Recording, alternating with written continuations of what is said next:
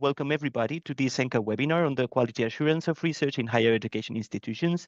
My name is Luis. I will be your moderator today, and I am very pleased to welcome all the panelists today. I will introduce them one by one when their turn comes to speak. And first of all, I'm very pleased, of course, to welcome Marilena Maniaci, ENQA board member, for some introduction words.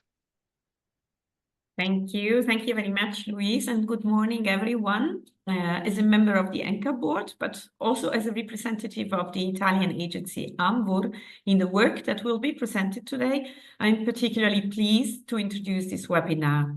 Today, we're going to present a summary of the results of an 18-month project, which involved 16 quality assurance agencies from 15 European countries, including my own, on a topic of great interest and importance for the work of many of us, of many agencies, but also of higher education institutions, but a topic which has been little explored until now.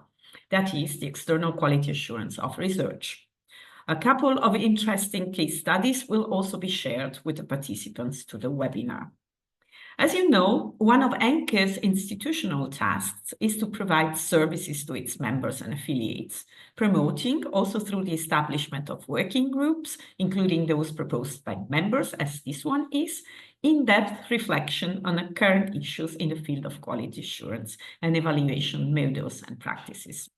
The work that will be presented today is a concrete example of how ENQA supports its community in exploring new frontiers and challenges in the higher education landscape.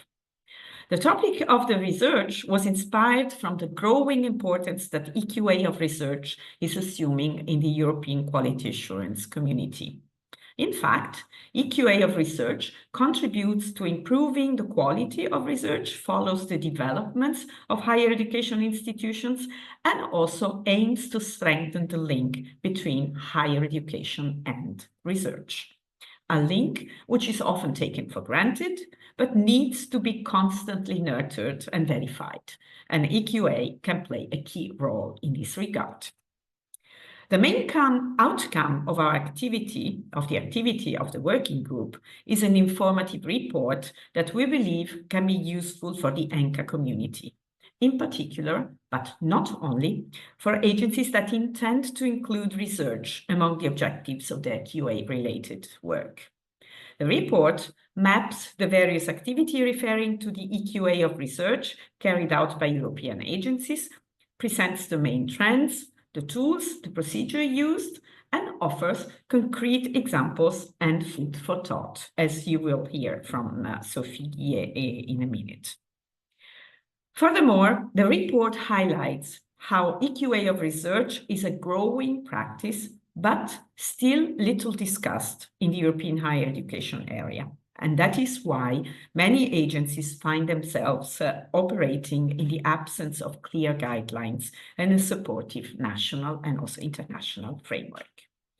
This has led us, among other things, to the need to define more precisely the concepts used when referring to research in the work of the agencies.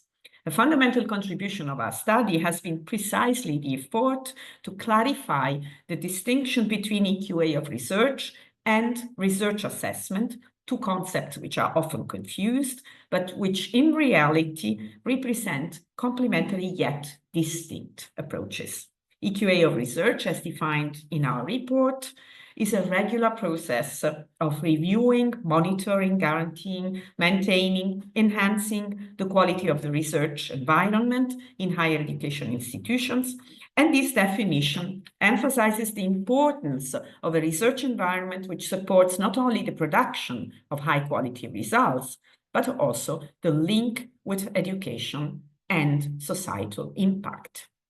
Research assessment, which falls outside the scope of the working group, focuses on outputs and performance, and its results can be used, for example, to inform research policies or to allocate public funding. The working group has also addressed the challenge of overcoming other technological ambiguities and translation difficulties, developing a glossary of key terms that represents an important tool to foster clearer and more consistent communication between the different agencies and stakeholders involved in the EQA of research. You will hear about this in a minute. As a member of the group and also as a member of the ENQA board, I would like to thank the coordinators, so Sophie Guillet from the French agency HEIs, Nina Bandman, later replaced by Caroline Olsen, both from the Swedish Higher Education Authority, and to highlight the very stimulating and constructing atmosphere that characterized the work of the working group. The approach adopted allowed for open and lively discussion and a constant refinement of the concepts and tools used. The report is the result of a great collaborative effort that sought to take into account the diversity of practices, agencies, and cultures, and that represents a starting point for a broader and more in-depth dialogue on EQA of research in the European context. Thank you. Thank you very much, Marilena, for your welcome words. As you very well mentioned, the report that is being presented today is the result of almost 2 years of work coordinated by HEIs, the Council for Higher Education in France, and by the Swedish Council for Higher Education, which have been represented indeed by Sophie Guillet, that we have here with us today, and Nina Batman, Caroline Olsen, and we have today with us Maya Wixe for the presentation. So without further ado, I will give the words to the author of this report, the main author of the report, Sophie Guillet, who will do a joint presentation with Maya Wixe from ENQA. So the word is yours, Sophie. Thank you very much. Thank you very much, Luis. I will just share my slide so that everyone had it in big screen. So good morning, everyone, and thank you very much for being here today. We are delighted to see that the topic of external quality assurance of research is of interest to so many people.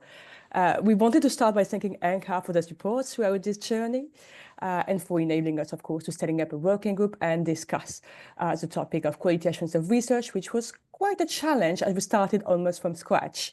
We will begin this webinar with a general presentation of the key findings of this study. There will be only 2 of us presenting, but we wanted to keep in mind that it is actually a collective work that was done also by supporting other agencies that we, of course, thank greatly for their contribution. So good morning, everyone. So I'm here instead of Caroline, who couldn't make it today, but I'm very happy to be here. But I must say that I can take no credit at all for this report and this work. But I'm happy to be here because Sophie and I, about 2 years ago, wrote the application to ENQA to have this working group and presented it at the members forum. And so and I followed the work, of course, during this time. And Caroline has told me how much she has appreciated the work in the group, and the atmosphere has been wonderful. So anyway, no credit to me, but I'm here for ENQA to represent us as co-chairs for this working group. So I'll start with a little bit with the who and the how. Who has been in the group and how have we done it? Have you done it? So we have the map. You see the 2 chairs, Sweden and France, and the rest of the group represented on the map. And there's it's 16 agencies, as mentioned, from the whole region, European region. And we have 2 discipline-specific agencies, namely CTI from France, who specialize in the review of engineering schools and degrees, and EQA Arts, which is a European agency, specialized in quality assurance in the arts. So this diversity created a perspective in the group which enabled them to adopt a broad definition of research and of QA of research. And they worked for 18 months, which as per usual for working groups of ENQA, I believe.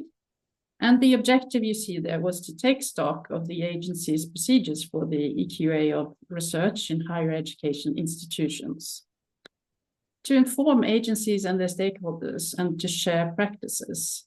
And as you will see, there are many working with this, more than maybe we thought when we wrote this application, I think, Sophie. And the final report will provide agencies also with reflective questions, so it's to enable them to continue with this work and support them in developing EQA of research. The methodology used, so the how, is literature review, a survey, interviews with individual agencies and a focus group, and a workshop at the ENQA General Assembly last year. And now Sophie will tell you something about the why we did this.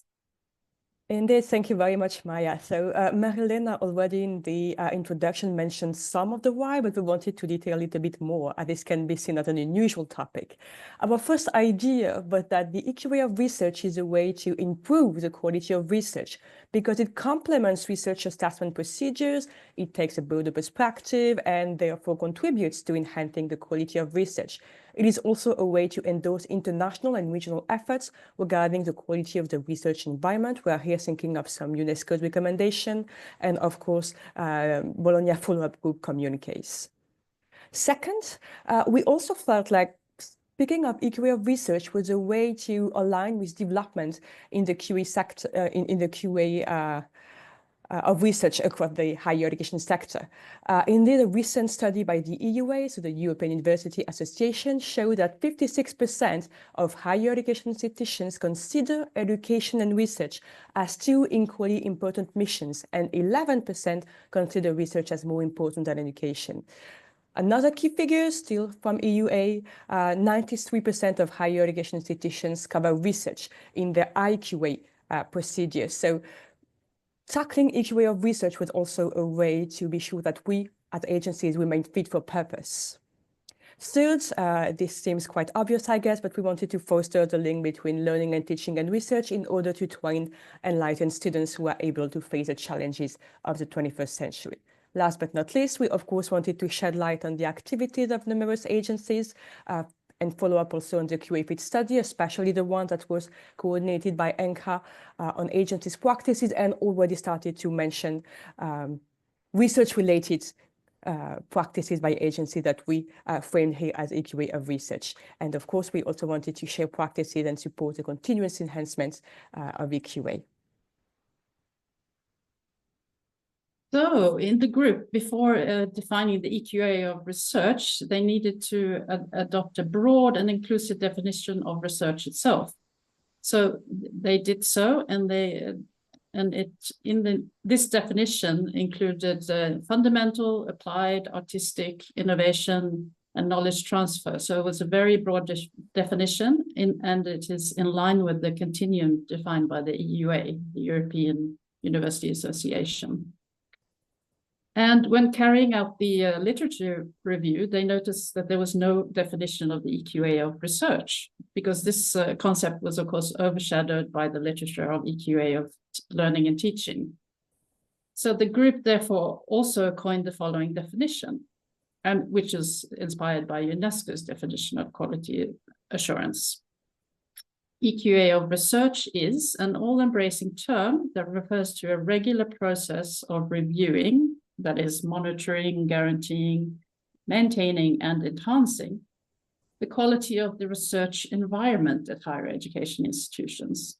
And this includes the interrelationship with education and societal impacts, so all three missions included.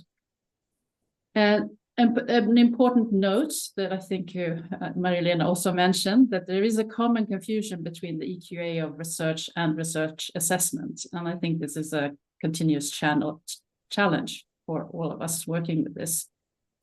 Because the EQA of research, they are two distinguished concepts, but they do overlap each other and at some agencies, and they influence each other, of course. So next picture. Yes, already there. So what does the ESG say about this? It doesn't say very much. In the first part of the ESG, which serves as the basis for the review of institutions and their programs, and the quality assurance of research is not directly mentioned, but it is mentioned in 3 guidelines, where it's mainly about the importance of the link between learning, teaching, and research. However, as you know, Unlike the standards, the guidelines are not binding. And I won't read you all three of these guidelines. I'm sure many of you know them by heart, but you can see that we highlighted the relationship between research, learning, and teaching, the links between education and research, and that monitoring and revisions should include the evaluation of the content of the program in the light of the latest research. We're all quite used to this, I believe. And with this in mind, we have found that there is a continuum of activities that are encompassed by the concept of EQA of research, ranging from ESG compliant EQA of research that focuses on reviewing the link between learning, teaching, and research, to other activities, including agencies that review the research policy of higher education institutions or review the doctoral schools or doctoral education as a standalone procedure. At the other end of the continuum, there are also some agencies with a strong engagement to EQA of research that review higher education institutions' research units as a standalone procedure. Yes, and as I mentioned, I hope that a survey was sent to all the ENQA members and affiliates, and 59 agencies responded to this. They are located in 34 countries. 9 are from Spain and 6 are from Germany, otherwise we don't get the math there. And 42 agencies of these 59 reported that they were engaged in the EQA of research in higher education institutions.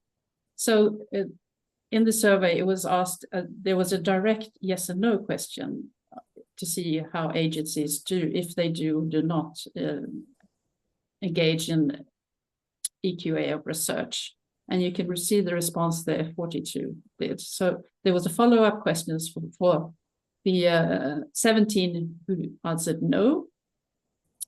And among the 17, they said that 13 explained that it was not part of their mission, but 5 said it was part of their future plan. So we can really see that a majority do conduct the EQA of research, or they plan to do so in the future.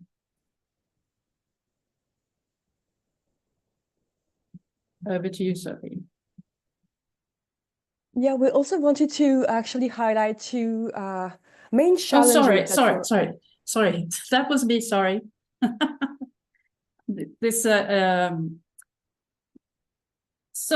The challenges that they were faced in the people who said that they weren't doing EQA research, there were 2 main obstacles in this that the 17 agencies spoke of. So this is self-reporting, of course. So it's from the agencies that we have this information. So the first main barrier is that the EQA of research is not welcomed by the higher education institutions, by the community.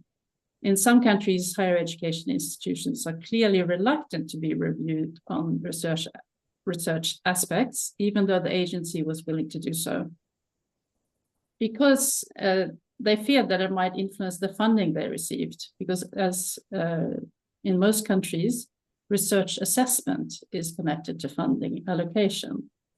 So here's the misconception between the 2 concepts.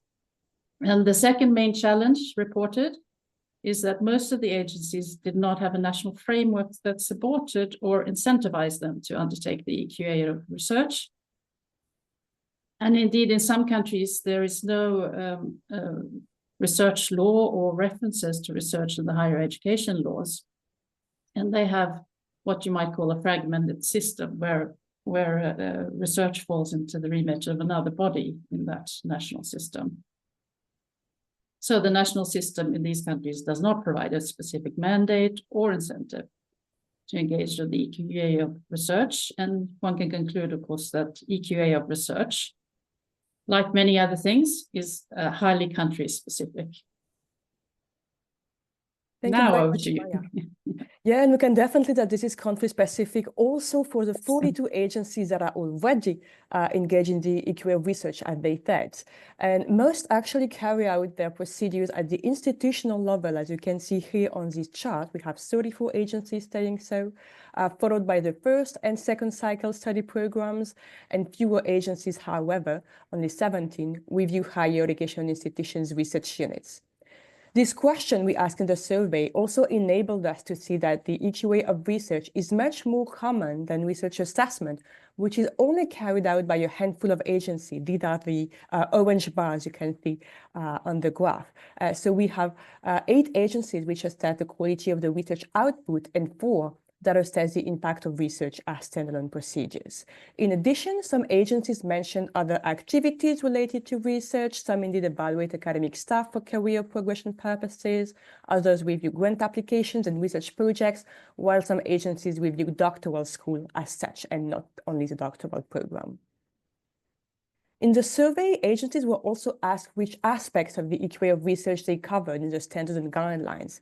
And these aspects were grouped into 3 themes, the first being as a general aspect of research management and policy that you have here on these slides. And it seems that the most common aspects covered by the agencies are the organization and management. We have only 2 agencies that do not cover them, followed by the research policy and strategy and the QA policy. On the other end, the last covered topic is the open science policy, given that 27 agencies do not cover it. And as open science is strongly supported and promoted by the European Research Area and the Coalition for Advancing Research Assessment, the so-called COARA, this finding corroborates assumptions made in the report on the fact that agencies lack adequate guidance and tools to develop EQA of research. Indeed, they mostly have policies and tools from the European higher education area, the reference points, which do not pay as much attention to research as the European research area, of course. The second theme gather the aspects of the research environment that agencies cover in the standards for EQA of research. The survey results show that the aspects most frequently covered by the agencies in the standards are research infrastructures, libraries, and archives. Only 3 agencies do not cover them. While the least covered aspect is non-discrimination policy, given that 18 agencies do not cover it. This latter point is actually quite surprising, given that non-discrimination is included as a component of institutional autonomy, which is one of the fundamental values of the European higher education area. And the last theme under scrutiny in the survey was the aspects of the link between learning and teaching and research that agencies cover in the standards. Since an effective research environment facilitates knowledge transfer and fosters research impact on learning and teaching, it seems crucial to look at how agencies address this in their EQA of research procedures. The most common aspects covered by agencies in the standards are research-informed curricula and research-based learning and teaching. Only 4 agencies do not cover it, followed by the involvement of researchers in teaching activities. This is actually not surprising, given that this is mentioned in the guidelines of the ESG, as Maya explained earlier. And on the other hand, the number of students pursuing a career in research is the least covered aspects, with 18 agencies that do not cover this. We also wanted to present some of the challenges that were seen by the agencies that are engaged in the EQA of research. So previously, Maya mentioned the ones for the agencies that are not engaged in it. Here we have another version. And the agencies mentioned some challenges related to the global environment for EQA of research, because there is a lack of explicit international standards to use as guidance for the EQA of research. There is also, according to some agencies, a lack of recognition and appreciation of all forms of research, applied, artistic, and so on, and not just fundamental research, which has long been at the forefront. Other agencies mentioned that there is also reluctance of the EQA of research by some higher education institutions, which may feel over-reviewed or already competent to ensure the research assessment procedures, since research itself is subject to multiple assessments, although EQA of research has a different objective, as mentioned earlier. The second type of challenges related to the practices of the agencies themselves. Some agencies mentioned that it is sometimes complex for some higher education institutions to comply with the standards because they set the bar quite high in order to improve the quality of research at the national level, but in that case, higher education institutions may be struggling to comply with them. Second, some agencies also mentioned that they needed to train and recruit competent staff in order to oversee the EQA of research activities, especially when EQA of research is actually a new mission that they did not have at the very beginning when they were created. The last set of challenges is actually related to the national environment in which the agencies operate. Some mentioned that there is an absence of national data that could inform them on higher education institutions' research activities and therefore facilitate their EQA procedures. And there is also sometimes a lack of clear mission for the agency regarding QA of research.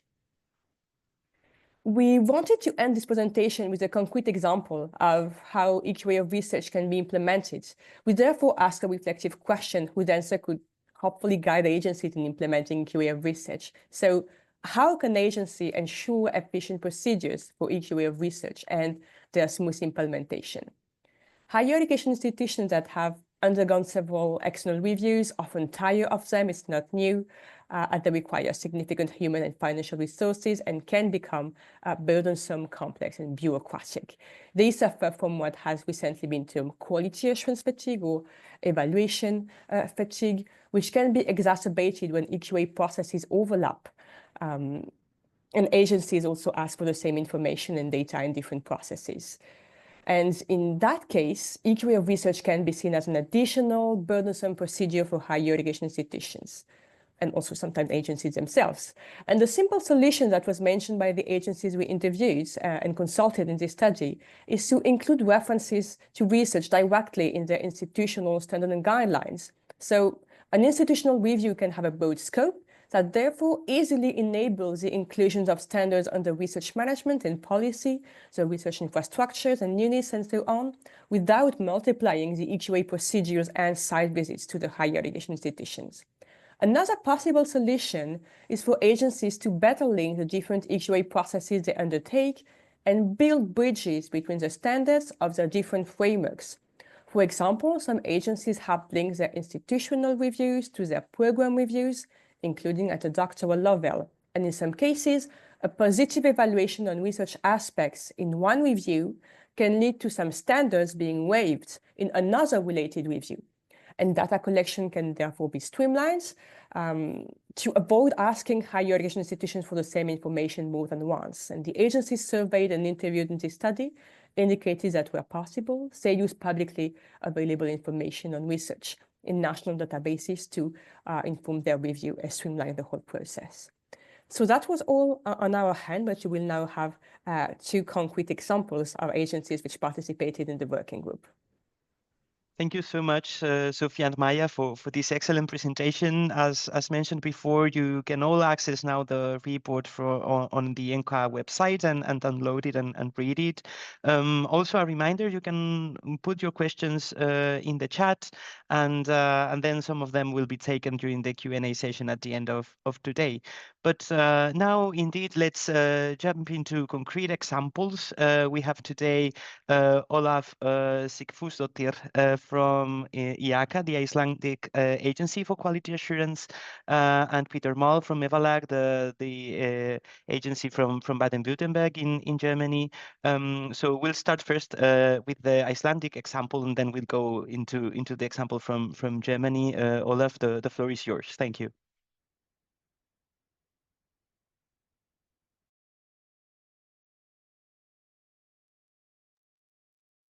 Thank you very much. Can you hear me? Yes? Yes, perfectly. Okay, sorry, thank you. Good morning to all of you from Iceland. And thank you to Sophie and Maya for presenting this work that we've been doing. I've been very lucky to participate in this working group. It's been a very pleasant and rewarding experience to learn from peers and learn from other agencies and understand different national contexts in relation to the EQA of research. And also thank you to ENQA and Louis for giving me the opportunity to present the Icelandic case on external quality assurance of research. Oops.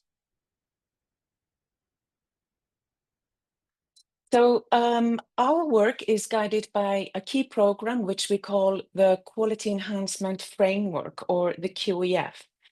And as part of that framework, we carry out institution-wide reviews only, while program reviews are at the responsibility of the institutions themselves. And as the name of the framework indicates, this is an enhancement-led approach with emphasis on ongoing and continuous improvement. All review panels consist of international experts and a student member. And I would also like to say that the framework itself, the QEF, is developed by our board, also entirely composed of international senior experts and an international student member. So although we operate in a very small national context, we have a very international outward-looking ethos. So the institution-wide review consists of 3 evaluation themes. We, of course, evaluate learning and teaching.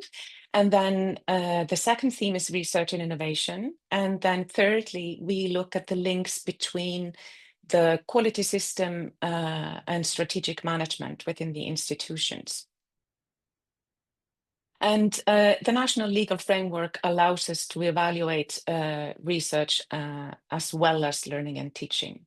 And we just recently launched the 3rd cycle of our QEF, QEF 3 as you call it, and it's going to be valid from 2024 to 2029. So I'll get now into a little bit more detail about the second theme, research and innovation in our framework. So this theme addresses the procedures used to manage and enhance the quality of research and innovation of all types and across all subjects. So in Iceland, we only have one type of institutions, which are called universities, all of them, whether they are research intensive or more teaching oriented. So the same framework goes for all of them. And this theme also includes then collaboration around research, societal impact of research, stakeholder relationships, and support for academic staff, research students and early career researchers, and of course also the links between teaching and research. And how is this laid out? I should mention that, of course, like Sophie said and Marilena, this does not apply to assessment of quality of research output itself, but the management around it, as the working group mentioned. So, how do we do this? We have developed what we call the effectiveness statements for each theme, and the statements collectively describe an institution that is considered to be operationally effective. And the institutions will demonstrate how they meet the statements by presenting formal evidence, such as rules or policy or procedures, or by addressing some external reference points and benchmarks. And if an institution finds it doesn't meet a particular statement, it will present plans for enhancement on that topic. So these are meant to be understood as levels of good practice, not as formal standards, and definitely not as a box-ticking exercise. So I'd just like to show you a couple of those. We have 8 statements for theme 2 on research and innovation. And these refer to the overall management of research and innovation, encompassing issues like policy, research ethics, staff support, societal engagement and societal impact of research, and strategies for securing funding of research. So these are just some examples, and I'd like to refer you to our homepage if you'd like to see them all in our handbook available on our website. And then we also put significant effort in developing a guidance material for the institutions in their adaptation to this theme. And of most relevance to today's topic are what we call the indicative questions. And these are designed as a tool for the institutions in their self-evaluation process when preparing for an institution-wide review. And secondly, we have also issued guidelines for the institution's internal quality assurance mechanisms or systems. And that includes also a section on the internal review of research or internal review of the management of research and innovation at the institutions. And these two documents have proven to be very particularly helpful in the development of the IQA systems of the universities.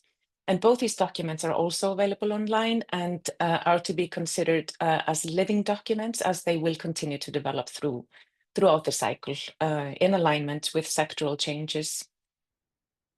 So let me just finish by mentioning how the reason why research and innovation is now a full evaluation theme in our third cycle. It is very much the result of a stakeholder-driven development. The universities themselves initially asked to broaden the scope of the QEF beyond learning and teaching. And this happened already in the second cycle, which started in 2017 and ended in 24.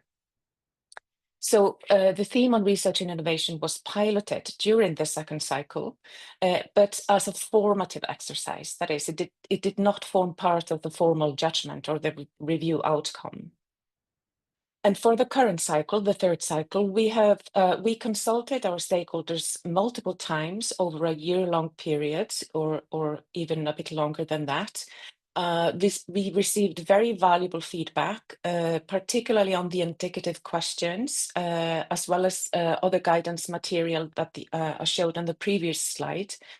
And in addition, some of the key stakeholder groups that we communicate with tested the material or piloted the material within their own institutions, and so went back to their peers and then came back to us and with very valuable feedback before it was finalized.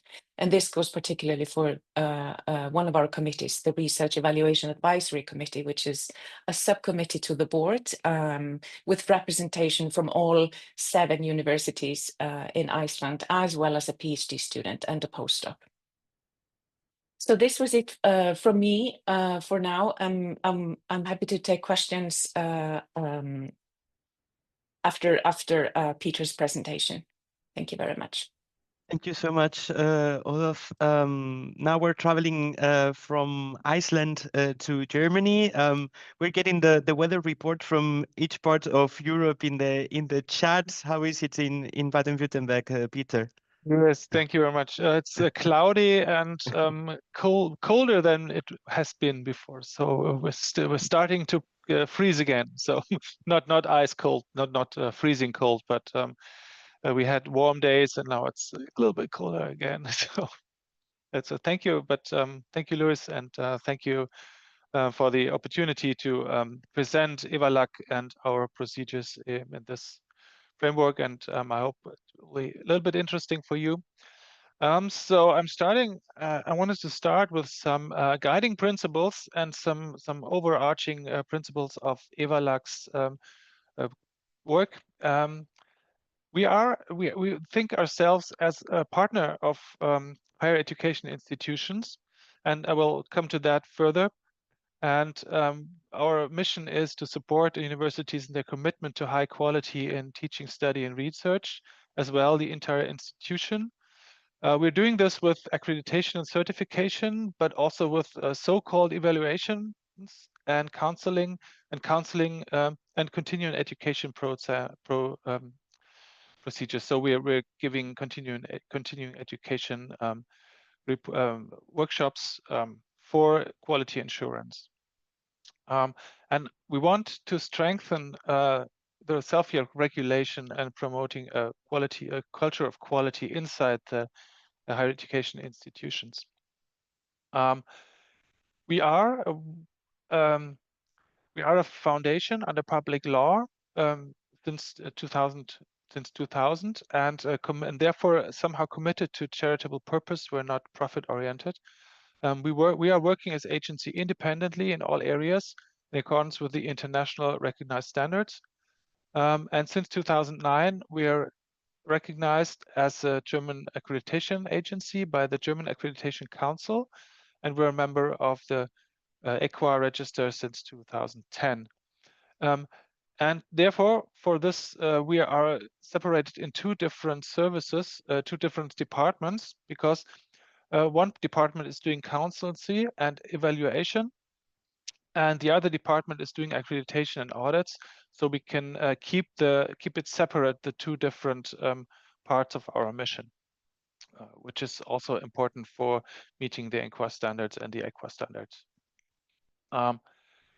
What are we doing in EQA research in the national part?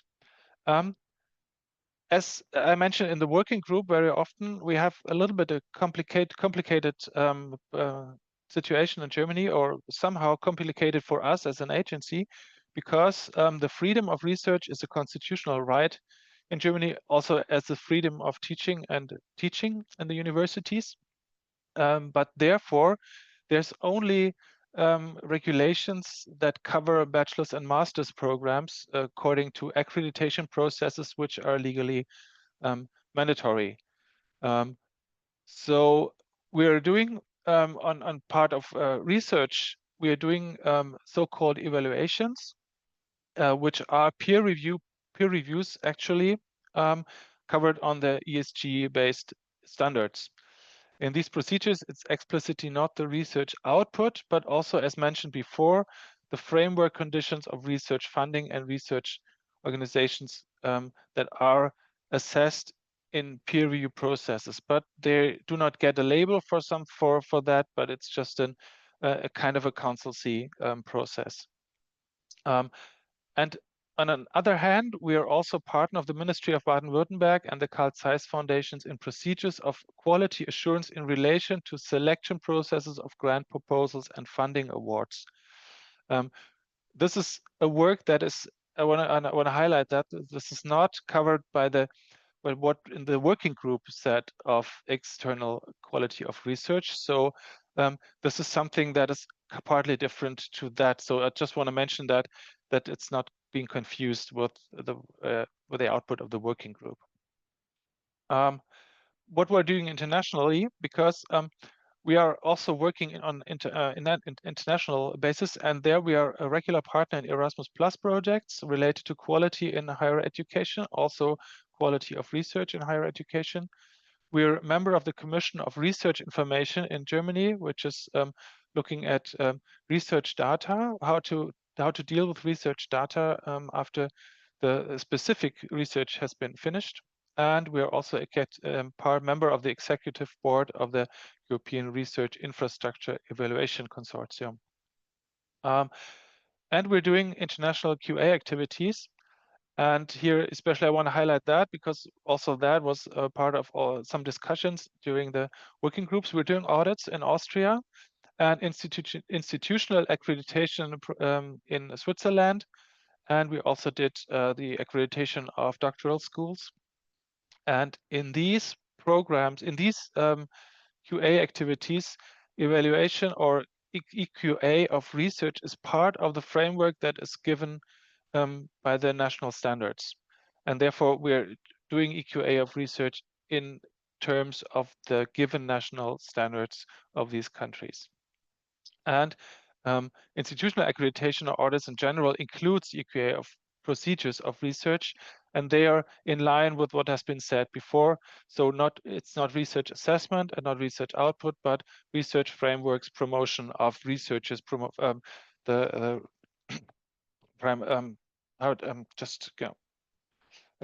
funding decisions, for example, also. How are they monitored? And this all was from my side, and I'm happy to answer questions further, and I hope gave a little insight. Thank you. Thank you very much, Peter, for your presentation. Indeed, now we'll jump into some question rounds. I have also some questions for you.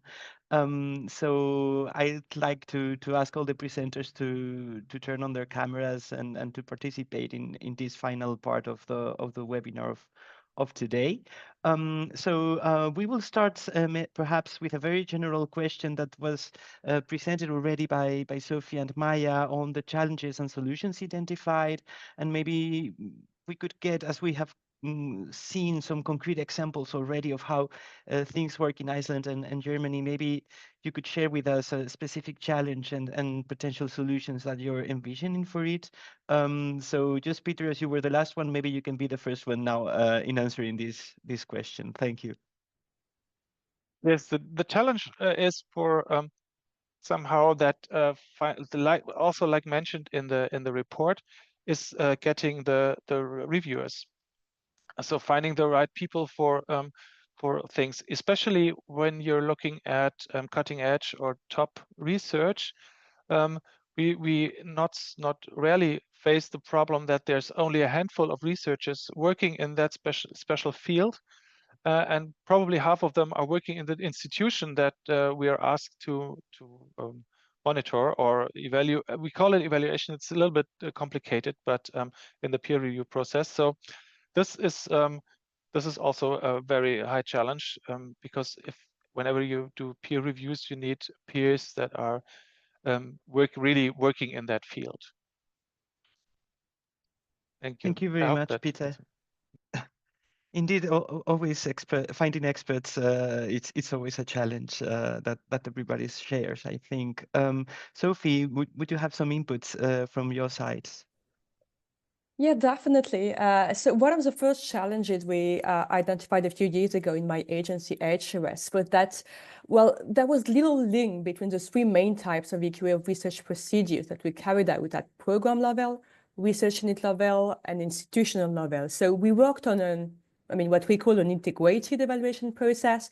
We revised all of our standards to try to get better alignment, and we decided to use the program reviews and the research unit reviews to feed into the institutional review, which comes last. It was overall successful in bringing more coherence in the process. But more recently, however, we have been faced with a new challenge regarding the high number of research unit reviews, which is becoming burdensome and expensive as we have to review all the research units of each university. We have not found any solutions yet, but we have discussed moving towards something similar to a risk-based EQA procedure, where we would not review all research units, but only a selection of them. So still something we need to fine-tune. Thank you very much. And now precisely that you mentioned this interaction between the different types of evaluations, we got a question / comment on the chat actually pointing at the level of research projects, which is something that Peter also mentioned briefly during his presentation, and potentially rhetorical question on whether the QA of research should focus on the strategic institutional level, because there's already some IQA and EQA ongoing within each research project. Would any of you would like to comment on that? Maybe Sophie, you can take it back as you just mentioned it. Yes, indeed. Thank you very much for this question. I'm not sure I can say what agencies should do and what their scope should be. But yeah, as we mentioned, EQA research is very much country dependent. So I get that in each country, there may be some different scopes. But when it comes to research projects, it did not really fall into the scope of what we framed as EQA of research. It would rather be linked to research assessments. But in the end, there should be a link between all of these procedures in order to alleviate the burden on higher education institutions, definitely. But the thing is that there should be a clear mandate for the agency to be sure what falls into its remit, and in this case, it should also, of course, work with other national stakeholders, ministry, national research assessment agencies, and so on, universities. So we just need to make sure that everything is thought of as a whole and that it's not scattered across the whole national sector. But yeah, there is also this distinction between research assessment and EQ of research that we need to keep in mind, although, of course, there are links between the two procedures. Thank you very much, Sophie. I see Peter's hand up. Yes, I wanted to mention. I agree with the question that it's probably from our point of view not the way to really EQA on each project, which is not which they are very much so as it's mentioned at the institutional level. For example, writing proposals for funding takes a lot of time as well, and so how does an organization organize these processes for applying for new research? Is there a strategy how to relocate funding for these things, and how do they organize funding procedures, funding appliance procedures? So I think this would be a more interesting part. And the project themselves, they are really highly covered with QA, but this is all a very small level for if you're looking at the institutional level and a university as whole. Thank you very much, Peter. I see Olaf nodding at what you're saying. Olaf, would you like to comment? Well, I guess I think in the Icelandic framework, we put significant effort in supporting the institutions in the development of their own IQA procedures. So in effect, our external quality assurance methodologies very much look at their internal quality systems. So we how they do that is up to them, of course. They have the responsibility to develop their own procedures, and such examples would be, single research projects would just be included at the internal QA level. But if I may just add to the question of challenges, it's as we have sort of like trialed this or rehearsed this for one cycle at the institutional level, the theme on research and innovation. I guess one of the challenges the institutions are now faced with, and we don't know actually how this is going to turn out because we only have the first institution going through the first review in the new cycle in 2 months, 3 months. So, but they seem to struggle with the notion of how to capture and document and evaluate at the internal level the societal impact of research, so societal engagement in terms of research, and how to sort of like demonstrate the impact their research activities have on society. So I'd just like to mention that as one of the main challenges that our institutions are faced with at the moment. Thank you very much. Maya, would you like to also to comment? Yes, thank you. I think our biggest challenge always in all sorts of reviews is a QA fatigue. And I think it was because we had, when we got research added to our remit, it was very much the problem that the higher education institutions were not welcoming this, because that's another added, we've had a project here in Sweden called How to Lessen the Administrative Burden for Higher Education Institutions. So we've been looking at this very much. So I'm very aware of it as well. So, and a possible, because of course it's another review, another aspect of the universities that we're looking at. So you can see that why they're protesting. So a possible solution that we're trying, so we haven't seen the results yet, is that we've combined the institutional reviews of education and research. So we have the same group, quite a big group, and there's a doctoral student and a student, but this means that you're doing it at the same time. It's the same process, but there are two, and they're writing this one single self-assessment report.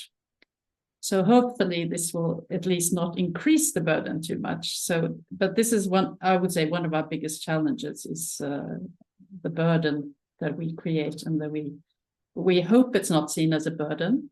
We hope it's seen as, you're not just writing a self-assessment report. You're actually going through a process, looking at your quality assurance. I'm also very aware of this because we've just done it for ENQA ourselves. So yes, so that's from Sweden. Thank you very much, Maya.